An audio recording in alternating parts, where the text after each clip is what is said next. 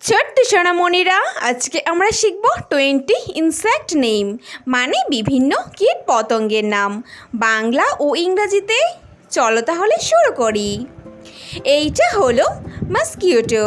মস্কিটোকে বাংলায় বলে মশা। মশা হলো একটি খুবই ছোট আকারের পতঙ্গ, যার নোংরা ডোবা বা পচা জল থেকে জন্ম নেয়। এরা সাধারণত রক্ত খেয়ে বেঁচে থাকে। এইটা হলো ফ্লাই। ফ্লাইকে বাংলায় বলে মাছি।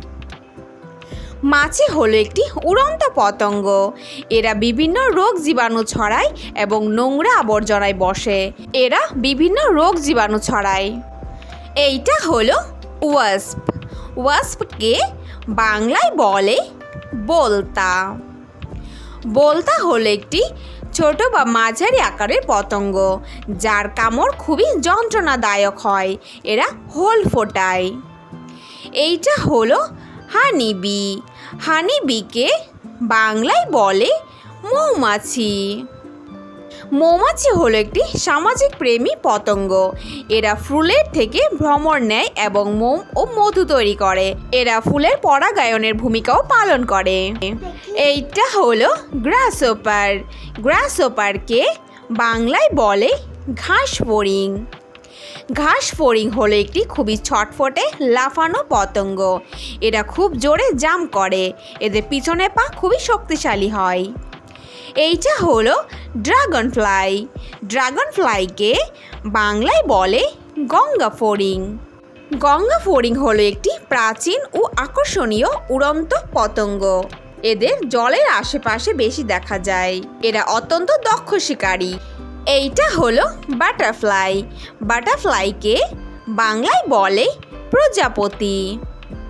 প্রজাপতি হলো একটি উজ্জ্বল ও রং বেরঙি সুন্দর পতঙ্গ, যা ফুলের থেকে মধু সংগ্রহ করে এবং উড়ে বেড়ায়। এইটা হলো মথ। মথকে বাংলায় বলে মথ। মথ হলো একটি নিশাচর পতঙ্গ, যা প্রজাপতির সঙ্গে এদের মিল থাকলেও এদের স্বভাব ও শারীরিক গঠন সম্পূর্ণ আলাদা। এইটা হলো ব্যাডবাগ। ব্যাডবাগকে বাংলায় বলে ছাড় পোকা। ছাড় পোকা হলো অতি ছোট আকারের একটি পতঙ্গ, যা বিছানাতে বেশি দেখা যায় এবং এদের কামড় খুবই বিরক্তকর হয়। এইটা হলো লাউস। লাউসকে বাংলায় বলে উকুন। উকুন হলো এক ধরনের ছোট ডানাবিহীন পরজীবী পোকা, যা মানুষের চুলের বা ত্বকে বাস করে এবং রক্ত খায়। এইটা হলো লোকাস্ট। লোকাস্টকে বাংলায় বলে পঙ্গপাল। পঙ্গপাল হলো একটি ধ্বংসকারী পতঙ্গ। এরা অত্যন্ত শক্তিশালী এবং এরা দলবদ্ধভাবে এসে মাঠের ফসল সব নষ্ট করে। এইটা হলো গ্রিন ফ্লাই। গ্রিন ফ্লাইকে বাংলায় বলে এফিড। এফিড হলো একটি অতি ছোট আকারের সবুজ রঙের পতঙ্গ, যা মূলত ডাল বা পাতার রস খেয়ে বেঁচে থাকে। এইটা হলো ম্যান্টিস। ম্যান্টিসকে বাংলায় বলে ম্যান্টিস। ম্যান্টিস হলো এক ধরনের মাংসাশী ঘাস ফড়িং, যা মাছি, প্রজাপতি ও ছোট পোকা শিকার করে। এরা গাছের ক্ষতিকারক পোকা খেয়ে পরিবেশের ভারসাম্য রক্ষা করে। এইটা হলো ফায়ারফ্লাই। ফায়ারফ্লাইকে বাংলায় বলে জোনাকি।